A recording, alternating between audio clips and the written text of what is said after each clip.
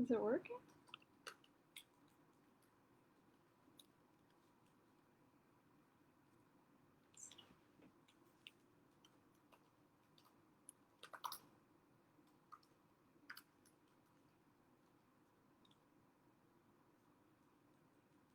Hi everyone, it's Dr. Gulamhusein. Is everyone there? This is the first time I've done a Facebook Live, so I'm not sure exactly how it works, but can we get some feedback if everyone can hear me okay?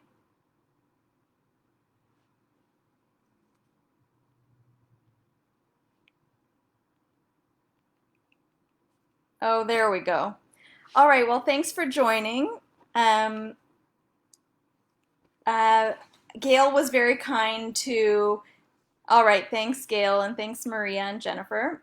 Gail was very kind to send me along a few questions that we will try to work through over the course of the evening. First off, I hope everyone is staying safe and healthy and managing during this obviously very difficult and challenging time over the course of the last couple months. But I think as a community and as a collective, if we work together, we will all get through and hopefully stay healthy in the process.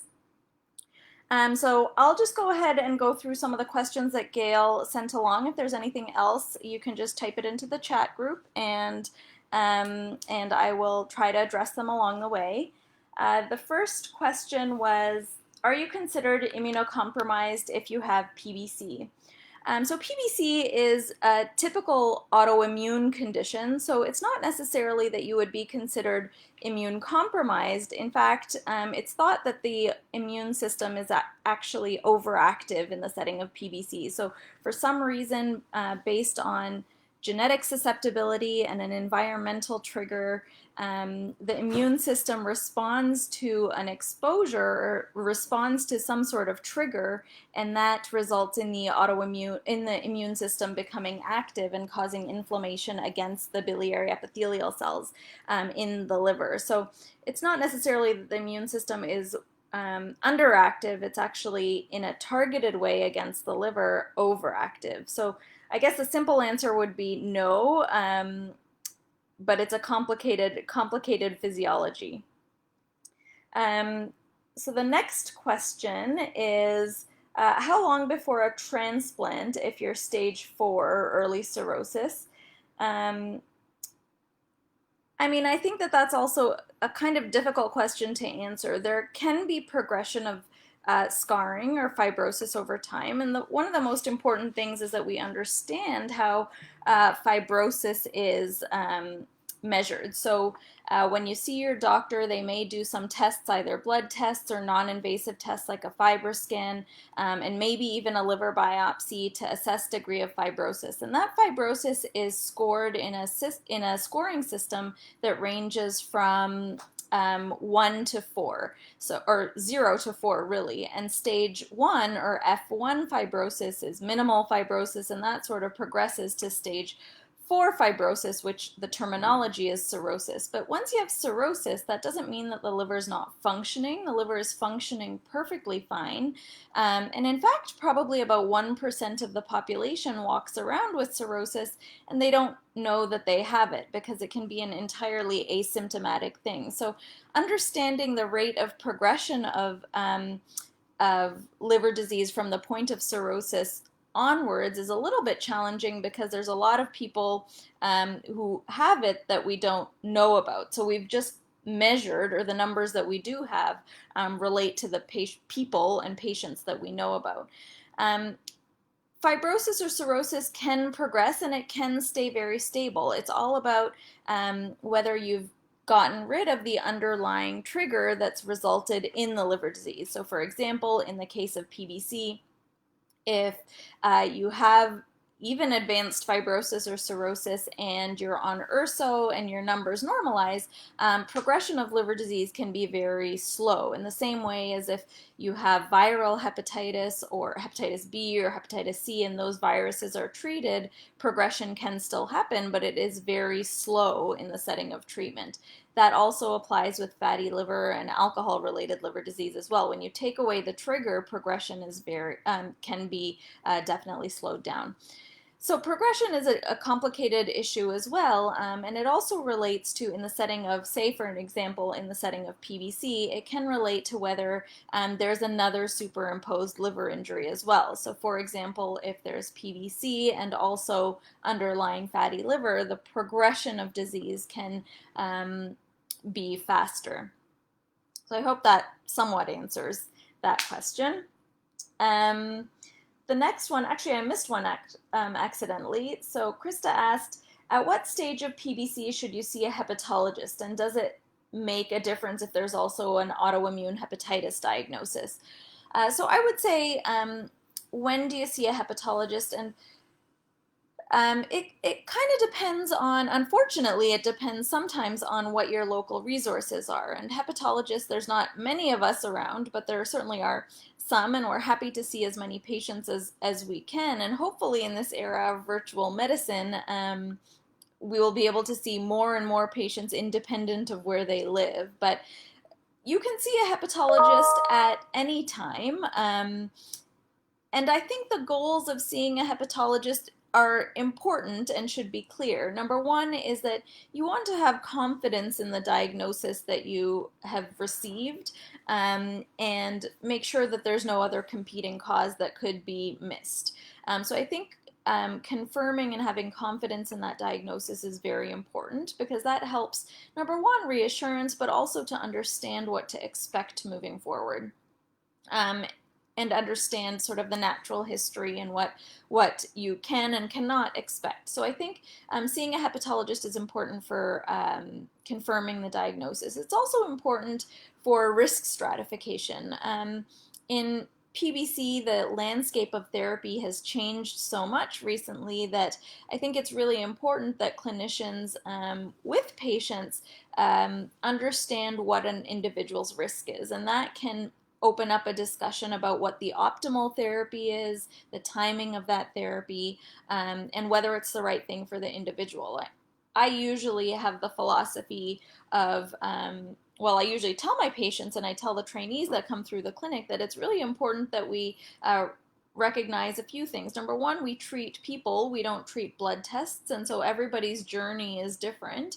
And what might be right for one person might not be right for another. And when you're making therapeutic decisions or treatment decisions, it's important to think about starting the right thing for the right person at the right time. And that can be very different for two different individuals who have the same diagnosis. So I think risk stratification and understanding the potential benefit for different therapies is important and is one of the things that a hepatologist could potentially provide.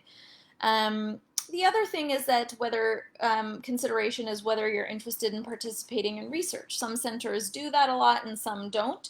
And so clinical trials and observational research programs are available more readily at some centers than at other centers. So that might influence whether you're more keen or less keen on being seen in different settings. Does it matter if there's a diagnosis of autoimmune hepatitis? Yeah, I think it does matter. It does matter, but I think that diagnosis, this overlap syndrome, so when you have PBC and autoimmune hepatitis overlap syndrome, it's important to remember that it's a very rare diagnosis, and I think that diagnosis should come in the hands of a hepatologist, because PBC on its own can be very inflammatory and can mimic autoimmune hepatitis, but isn't necessarily that in terms of a diagnosis. And when I say the right thing for the right person at the right time, we have to consider what the therapies that we use are, and autoimmune hepatitis has a very different treatment approach than PBC, and sometimes we need to use them both together, but it's uncommon to use them both together. The therapies for autoimmune hepatitis have different side effect profiles and different adverse event profiles, and those need to be carefully considered. But in the right setting, when there is a clear overlap syndrome with autoimmune hepatitis, then there is a role for treatment with immunosuppression and treatment of the autoimmune hepatitis component, and that can improve blood tests beyond what just Erso improve them as and may improve outcomes. So in summary, I would say that the diagnosis of autoimmune hepatitis with PBC or the overlap syndrome is, number one, very rare. Number two, needs to be made very thoughtfully. And number three, if confirmed in the right setting, does warrant treatment. Okay, so the next question, let's see, is have you found that other sister autoimmune disorders cause faster progression with PBC, for example, Sjogren's or scleroderma? So that's a good question. Not necessarily that they cause or they're associated with a more aggressive course of disease, but we do know that patients with PBC are at a higher risk of associated autoimmune conditions, and so that there is a high prevalence of additional autoimmune conditions ranging from hypothyroidism to celiac disease to Sjogren's syndrome or to scleroderma. But carrying those additional diagnoses themselves is not associated necessarily with progressive PBC or a different treatment course or a different prognostic course. That is to say that someone with these associated conditions can be treated with Erso and have a complete response and have a prognosis or an outcome that's expected to be very, very good. I'm going to get bored of listening to myself soon. All right, so the next question is an AMA negative patient's course of disease worse? If you're diagnosed at an older age, is disease course less rapid generally? Those are pretty interesting questions. I love doing talks with the PBC patient societies because the questions are so informed and thoughtful. So is an AMA negative patient's course of disease worse? And the simple answer to that is no. It's not thought that a patient who has AMA negative PBC has a different course of disease if they are treated in the same way. So seronegative or AMA negative PBC is increasingly uncommon. There are other antibodies that can be positive in patients who don't have the typical AMA, and those are being increasingly identified and increasingly used and tested for. True seronegative, so AMA and ANA negative PBC is pretty darn rare, but even in that situation, the prognosis is similar. If you're diagnosed at an older age, is your disease course less rapid? So there's recent literature from the Global PBC Study Group to address this very thing about epidemiologic changes over time and whether patients' prognosis when they're diagnosed earlier in the course of their disease or later in age and time period is different. And what that data has shown is that yes, if you're diagnosed when you're older and in a later era, then prognosis tends to be better. But that may be related to testing patterns and increased awareness amongst primary care doctors and gastroenterologists and even hepatologists about testing patients with abnormal liver tests for anti-mitochondrial antibodies. It might also relate to the sensitivity of the assays that we're using. So I think more people are being tested over time independent of their age. We're not just sticking to quote unquote higher risk or higher likelihood patients, i.e. women in the typical age group. Lots of people are being tested. The testing is widely available. And so more people are diagnosed, and that just might reflect in the epidemiology that even more older people are being tested and treated, and when you treat early with just mildly elevated liver tests, then prognosis tends to be good. Okay, the next question is, what does it mean when your ALT and AST are elevated but your ALP and bilirubin are in the normal range? So that's not so easy to answer because the possibilities are multiple. So in the setting of PBC, when your AST and ALT are elevated and the ALP and bilirubin are normal, that could mean that you just have PBC that's got slight bit of inflammation, that the inflammatory component as it relates to the liver cells, not just the bile duct cells, is a little bit active. It could mean that there's an associated liver condition. More and more we're seeing superimposed non-alcoholic fatty liver disease that's complicating PBC, and fatty liver does cause an elevation in the AST and ALT, independent of the ALP and bilirubin usually. So it could be a superimposed liver condition. Rarely, like we mentioned earlier, it could be autoimmune hepatitis overlap syndrome, but that usually requires a very significantly elevated AST and ALT and a biopsy that shows consistent features. And again, we said that that's pretty rare. So there's a multitude of reasons that the AST and ALT can be elevated. It does not necessarily mean that there's another liver condition on top of PBC. It could mean that it could just be PBC on its own. And it's also important to remember that 95, the way that these enzymes or the normal ranges are determined is based on normal for 95% of the population. So there's 5% of the population, the 5% that has super normal or low levels of numbers of AST, ALT, and ALP, and the 5% that has higher than normal, or the 95% of the population that will have abnormal readings despite being normal for them. So again, it's complicated. There's lots of different reasons that an AST and ALT can be elevated. In my experience, the most common is that there's a mild degree of fatty liver superimposed on PBC. The other possibility is, in the setting of PBC, is intermittent adherence issues with Erso. So sometimes people forget to take their Erso, or they're taking it 3 times a day or twice a day instead of once a day, and they forget a few doses, and that can lead to little blips in your numbers over time. So I generally try to tell patients when I see these patterns happening to try to stay on your Erso as best you can. Try not to miss any doses, because it's so good for the overall liver health in the setting of PBC. And intermittent missed doses can lead to fluctuations.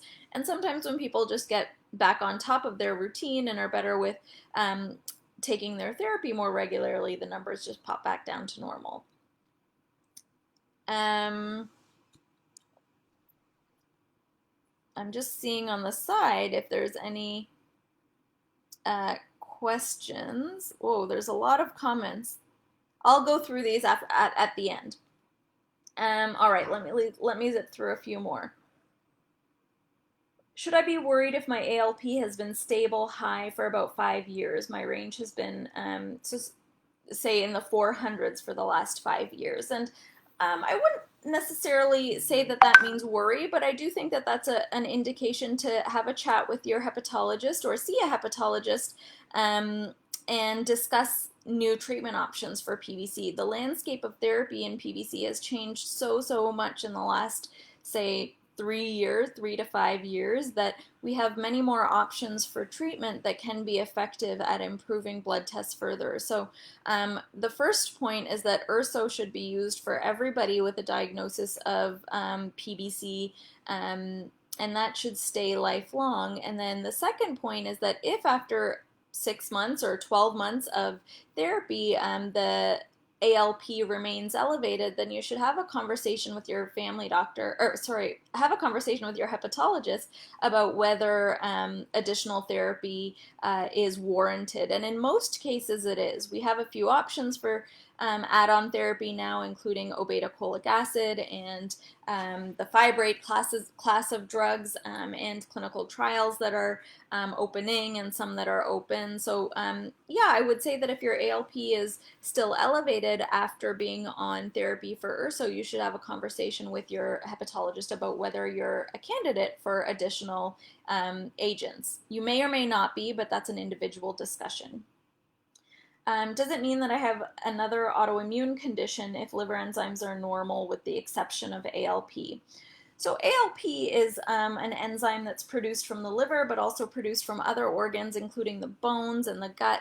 And so most commonly, it's related to inflammation of the bile ducts. And one of the reasons ALP can be elevated is because of PBC. but it can also be elevated in the setting of bone disease and some inflammatory conditions of the gut. Um, so it doesn't necessarily mean that you have another autoimmune condition, but if you have PBC and your ALP is elevated to more than 300 despite being on Erso, then again, as we said before, I think it's a good idea to have a chat with your hepatologist about whether you would be a good candidate for these additional agents that are available on the market. The next question is, I'm getting a lot of conflicting information. Is PBC genetic or inherited? Well, probably you're getting conflicted information because it's a difficult thing to explain, and the science is constantly evolving. So we wrote a pretty comprehensive review pretty recently about the pathophysiology of PBC, i.e. why does it happen and what happens in the liver and bile ducts in this disease. And what's clear based on the literature, both genetics and environmental studies in humans and some mouse models, that PBC happens because of both genetics and an environmental trigger. So it's likely that in someone with a genetic susceptibility to disease who gets exposed to an environmental trigger, the disease develops. So it's kind of like a Swiss cheese model. If you stack slices of Swiss cheese and the holes all line up, then disease can develop. But if they don't line up, then disease doesn't develop. And what exactly all those slices are is we're still trying to work out. But one of those slices is genetics, one of them is environmental risks, and then there's a multitude of other ones, including possible epigenetic risk factors, etc. So genetics is certainly a part, and it's an important part, but it doesn't explain the risk of the entire disease. I was told that my autoimmune condition came after exposure to an HPV vaccine. Is there a way to find out if she has a genetic marker of PBC? So the question just relates to vaccines. I'm going to take a quick water break. Thank you. So the question relates to vaccines and whether that could be associated with the environmental trigger. So there's no good evidence to tell us that any vaccine is that environmental trigger on the background of a genetic risk. And there's actually no good genetic testing right now that can predict risk for PBC. And the reason is that genetic variation, there's many different variants that have been associated with PBC. And so knowing which one is actually disease causing is a little bit of a challenge. We know areas of the genome and particular variants that could be associated with PBC, but as I said, it's not a yes or no. It's a risk factor, but only a small risk factor, really. It only contributes to a small proportion of disease risk. So there's no genetic test for PBC right now. I think that that's probably not ever going to happen because that might be preemptive. The way technology progresses now, who knows? But I think it's pretty unlikely to happen soon because I think that the genetic risk with PBC is more than just one gene. It's susceptibility to your immune susceptibility, it's liver-related susceptibility, it's biliary epithelial susceptibility. So there's lots of different areas of the genome that have been implicated in risk, and I think that it's not just one gene that we're going to be able to identify as conferring the most important risk. They're likely all to be involved and interact with each other.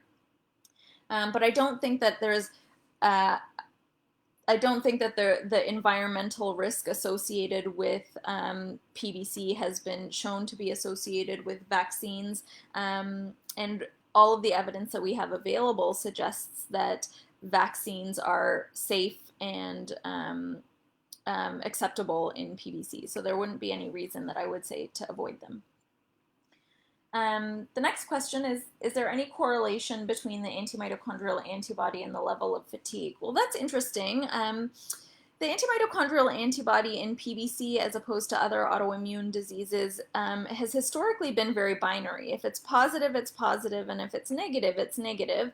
And the level of elevation doesn't necessarily correlate with disease activity, but we very clearly know that symptom burden doesn't necessarily have to be associated with disease activity. You can definitely have PBC and definitely have normal liver tests, but have highly symptomatic disease.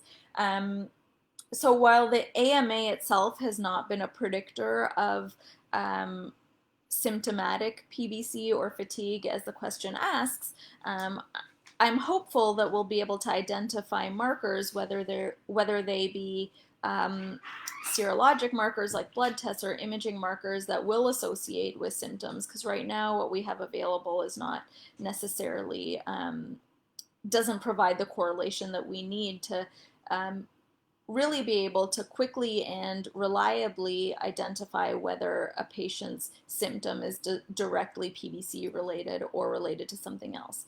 As you can appreciate, there's lots of symptoms that are pretty non-specific, including fatigue, pruritus, right upper quadrant pain can happen for a lot of different reasons.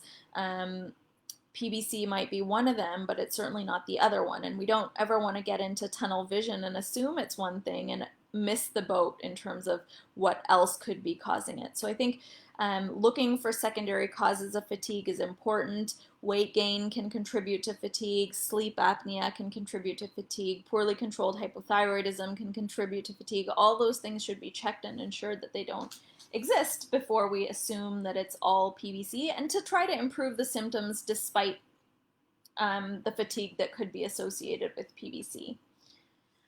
All right, so the next set of questions relates to therapy. Let me see if I can group them together. So one's about Ocaliva. Once you start Ocaliva in combination with Erso, do you ever come off Ocaliva? We don't really know we don't definitely know the answer to that. What we are using is what we know from Erso, from the data from Erso. And what we know from the data from Erso is that once you're started on Erso, you should stay on Erso for life, because even when your numbers are normal after therapy with Erso, and even if they're not normal after therapy with Erso, prognosis is improved, and treatment with Erso, independent of response, delays progression of disease. And we assume that because we're looking at the same biochemical improvements with Ocaliva as we are with Erso, that further biochemical improvements lead to improved outcomes. And so the thought at this point is that once you start therapy, you have to continue therapy and lifelong. And I kind of akin it to other chronic disease like hypertension and hypercholesterolemia, that if you stop therapy, say you stop therapy for hypertension and you're on a few medications for hypertension, the disease is just going to go less well controlled. So if you stop therapy with Erso, almost certainly your liver tests will rise. And if you stop therapy with Ocaliva, almost certainly your liver tests will rise. And so, yes, I think therapy will be lifelong once Ocaliva is started, and that should be in combination with Erso. What are my feelings on Erso? Do you think it'll eventually stop working if patients have achieved a response? So loss of response to Erso is exquisitely rare. I have seen it maybe once or twice in my cohort of patients with PBC. And when it happens, it can happen in the setting of stopping therapy because patients have their own thoughts and their own philosophies of how they want to manage their disease. And that's completely fine. I mean, everybody's entitled to make their own decisions, and you have to do what you feel is best for you. But it's clear that when you stop Erso, liver tests rise, and when you restart it, they may not improve all the way back down to normal if they were normal before. So Erso, I think, is an incredibly important drug in patients with PBC. It is safe, very well tolerated largely, and definitely does benefit for patients. And if you've had a response to Erso, I anticipate that will last long term. What happens if you don't respond to medication? Well, like I said, there are new therapies available in PBC, and the treatment options are expanding all the time. And so if you don't respond to Erso, you should have a conversation with your hepatologist about other treatment options or additional treatment options. Like we mentioned, obeticholic acid is one, and the fibrate class of drugs is another example of a drug that is available on the market currently. The next couple questions relate to heart disease and statins and cholesterol levels. So PBC can be associated with elevated HDL cholesterol levels, and that is not necessarily associated with cardiovascular risk. But if you do have elevated cholesterol and therapy with a statin drug is warranted, it's absolutely okay for you to take a statin. I think that that's very, very important, and a message that we as hepatologists need to make clear is that statins are very good for cardiovascular health. And so if they're required, and that's an assessment that your family doctor makes based on your individual risk for cardiovascular disease, then it's perfectly fine from a liver standpoint to start a statin. And I think that that's a really important message. So thank you for asking. Are fibrates safe, and will they help with stage 4 disease? So both obeticholic acid and the fibrate class of drugs, particularly bezafibrate, have been studied in patients with PBC, and both are associated with an improvement in ALP, and that is associated with, we think, improved prognosis in patients with PBC. Will they help with stage 4? So the clinical trials in general don't include very many patients with stage 4 or cirrhotic stage disease. They do include some. So in the obeticholic acid study, there was about 20% of patients with cirrhosis in that study, and similar was true for the bezafibrate study, and those patients tended to respond similarly. And in our experience as well, in our real-world experience with obeticholic acid, response tends to be perhaps slower and perhaps less robust than in earlier stages of fibrosis, but still occurs.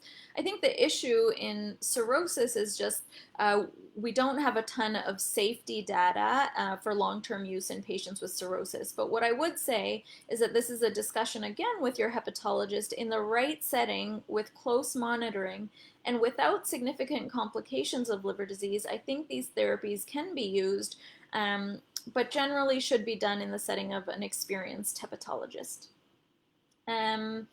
What about Murtazapine? And we have a question about warfarin and scarring agents. So Murtazapine, there's a lot of data out of, particularly from the Calgary group and Dr. Swain's work, that looks at Murtazapine use as it relates to managing fatigue. And so there's some early data to suggest maybe it will help in terms of symptoms. And maybe, I mean, there's some small pilots about biochemical improvement, but largely I don't think Murtazapine has enough evidence to support its use as a disease modifier, but it may have a role in symptomatic liver disease. What about warfarin? Are there any concerns of warfarin use in patients with PBC? No, I would say that if warfarin is indicated for another reason, it's acceptable to use. I think everybody's situation is different, so it has to be discussed with your prescribing physician, and they have to know about your underlying PBC, and that might change depending on how advanced your PBC is, but largely and broadly speaking, warfarin is safe to use. Uh-oh, I got cut off.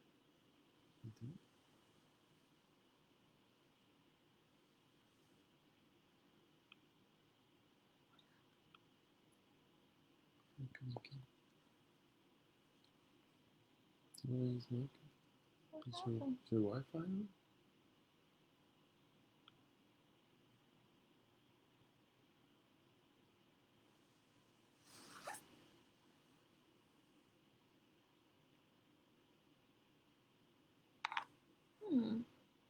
Let me restart it. Just go out of it, end it, and then go back in. But oh. I can't see anything. Oh, she wants me to keep talking. Okay, I can't see anything. I lost video. But I will keep talking. Are there any drugs on the horizon to reverse scarring? So that's a very good question. I think that would be hugely beneficial for the hepatology community in general, to have agents that reverse scarring. But at this point, there are some studies that are in clinical trials, not necessarily in PBC, or at least that we're involved in, that delay scarring. But I think it's possible that that's on the horizon. It's important to remember that all liver diseases can end up with the final common pathway being fibrosis or even cirrhosis, and reversing. Okay, thanks, Jen and Gail. And reversing fibrosis is important for any etiology of liver disease. So that's a very good question. It's something that the field is working on aggressively, and I think is a hopeful new class of agents that we'll have available at some point. It will be very interesting when that happens, because I think we all know that PBC is complicated, and it's not just necessarily inflammation of the bile ducts, but it's also the fibrotic component. So maybe if you address both of those together, you'll have agents that are even better in terms of prognosis, improving prognosis in patients with PBC. And so the last few questions, at least that I have, and then I'll scroll through the chat, is COVID-related questions. So have we learned anything new about PBC during the pandemic?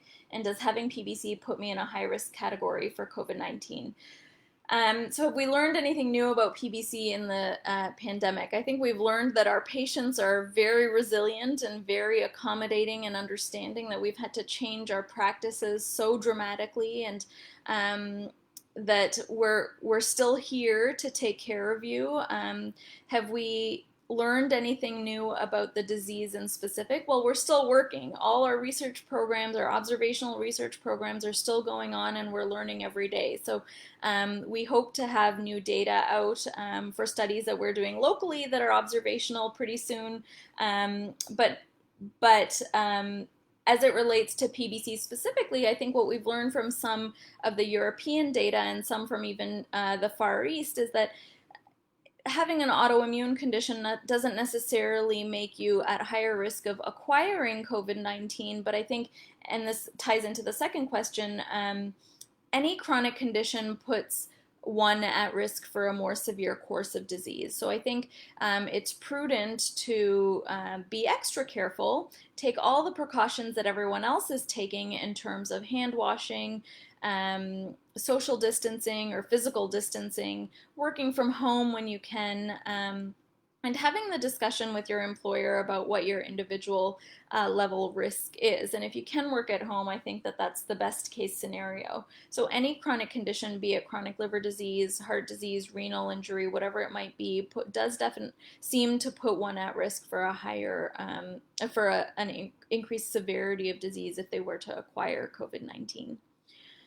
So that was me going on for a really long time. Those were the questions I had. I hope I answered them suitably, and if not, you can always feel free to reach out to me via Gail.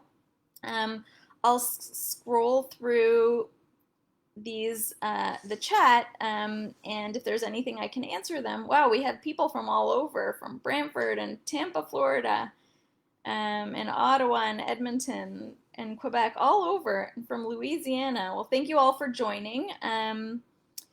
One question here: if your blood work looks good after 3 months on Erso a day, can you reduce the milligrams per kilogram to stay on the lowest possible dose? So that's a very good question. I tell my patients that Erso is a weight-based dose, and staying on the appropriate weight-based dose is important. So that dose should range between 13 and 15 milligrams per kilogram. So that is yeah, that's generally about 750 to 1250 milligrams per day, somewhere in that range based on your weight. And so as long as you're within that therapeutic window, I think that that's the right dose for you. But it's different from immunosuppressive therapy, where we do like to try to decrease doses to the lowest possible dose. Erso is not quite the same. It should be within that dose range. One question about transplant. Post-transplant 9 years, can I get groceries without a mask? Well, congratulations on being post-transplant 9 years. That's amazing. Can I go get groceries with a mask? I mean, I think masking in public is a good idea. I think that we're trying to protect everyone around us, and if you have to go get groceries, I would take that extra step for sure. I know at least in Ontario, our government hasn't pushed for universal masking as yet, and I hope that they will move to that step soon. I'm not sure that they will everywhere, but yes, I think if you were to get groceries, I think wearing a mask is a very good idea. My doctor said I had early stage disease, told me to come back once a year. I'm not on Erso or anything. Should I be concerned? It will be 4 years, diagnosed in August. So I think if you have elevation in liver tests and you have PBC diagnosed, then you should be started on Erso, and that's something you can ask your physician pretty directly. Generally, the guidelines say that you should start Erso if your ALP is elevated, at all elevated for more than 6 months. If you have normal liver tests, there's a little bit less literature to support use of Erso. But if your liver numbers are not normal, then I think starting Erso is a good idea. Now,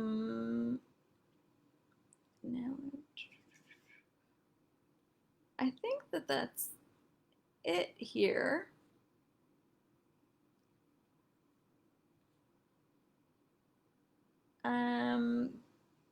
Symptoms. There's a lot of comments here on symptoms. And fibrates and symptoms. I mean, symptoms, I think physicians, it's really important for physicians to understand that disease course and disease severity doesn't necessarily relate to disease control, and so your symptom course can be very different from your disease course. And they don't necessarily correlate. So treatment for symptoms is very different from treatment from disease, and the medications that are offered are very different. So I think if you have symptoms, discussing their management strategies with your physician is very important, and that's independent of Erso use. How would a low level of potassium affect PBC? Very good questions and complicated and can bring up a lot of conversation, but autoimmune conditions, like we said, there can be multiple organs that are affected in autoimmune conditions, and associated autoimmune conditions can happen. So a kidney condition, an autoimmune kidney condition, can be associated with PBC, and that can affect potassium levels. But potassium levels can be low based on diet and based on other things as well. So I think just having that discussion with your hepatologist or your family doctor about what the possibilities are for a low potassium and whether it could be related to your PBC are important. Alrighty. There's one question about PSC and PBC. So PSC overlap syndromes include primarily autoimmune hepatitis with PBC. PSC and PBC overlap is very, very, very uncommon. So while it has been reported in case reports, it is very, very uncommon. And again, that discussion should be made by an experienced hepatologist. Sorry, I must have missed some questions, Gail. Thank you. Can you address the itchy feeling, please? And some related to coffee and caffeine and bezafibrate and itch. Okay, so itching is certainly a common symptom associated with PBC, and I've had it described in many, many ways. It can be mild, it can be severe, it can be this sort of bug-like feeling that you just can't get away from. And I think that is in part related to bile acids circulating in the blood and should be treated. I mean, I think most importantly, patients with PBC who have symptoms, including itch, should ask and talk to their providers about an approach to therapy. And there's medications that you can use. I usually use a stepwise approach, starting with cholestyramine, and then there's other agents including cholestyramine and rifampin, sertraline, naltrexone, gabapentin. All these agents can be useful in patients in treating pruritus in patients with PBC, and none of them are perfect, and there's not a recipe that's good for everybody. It's an individual assessment, but if you're symptomatic with itch, that should be treated, and you should ask for therapy if that's something that you want to be treated for. Not everybody wants extra medications or additional medications, and that's kind of an individual decision. Bezafibrate is one of those fibrate classes of drugs that has been associated with improvements in liver tests in patients with PBC, and that is an agent that's on the market that we can use if your numbers haven't improved with sufficiently with Erso alone. There is a signal that bezafibrate or its cousin drug, Phenothibrate, can be associated with improvements in itch. These agents are available on the market, but it's important to remember that they are off-label, i.e. they haven't gone through the rigorous regulatory approval through Health Canada, the FDA, or the EMA, and they may never do that because they're just being used off-label and have other indications for use. So while most of the data says they are well tolerated and safe, and some can improve, they can improve itch as well, I think it has to be a discussion with your provider about the risks and benefits, and they're not for everybody, but they are useful in a certain group of patients. What about Phenothibrate? So Phenothibrate is sort of a sister or a cousin of bezafibrate. These fibrates act on different receptors in the liver that are called PPAR receptors, and Phenothibrate acts on one of those PPAR receptors, whereas bezafibrate acts on all of them. So Phenothibrate is available in some areas where bezafibrate is not, and we have used it effectively in a cohort of patients. But it's important that, again, you have a discussion with your provider about the risks and benefits and whether it's an appropriate option for you. Can high creatinine affect a feeling of mental fogginess and tiredness? Certainly it can. It's likely linearly related with symptoms. So the higher your creatinine is and the more impaired renal function is, can certainly impact function, impact symptoms.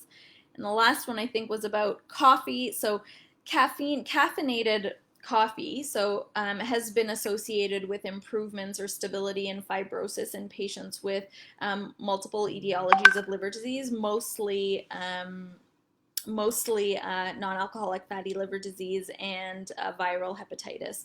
So I tell my patients that 2 to 3 cups of coffee per day that's black without cream is maybe associated with improvements in fibrosis. If you don't like black coffee and it makes you jittery, don't start drinking it, but if you do drink it, then that's could be good for your liver. I personally can't drink more than 1 cup of coffee a day, otherwise I feel anxious and jittery, so I wouldn't probably be able to do that, but if that's something that you like to do, just important to remember that the data suggests caffeinated caffeinated coffee, but without milk or cream. And the last one, I think, are clinical trials still going on during COVID. So very good question. The research infrastructure, at least at UHN and largely across the country and even North America, has been forced to slow down severely and shut down in certain areas related to COVID. So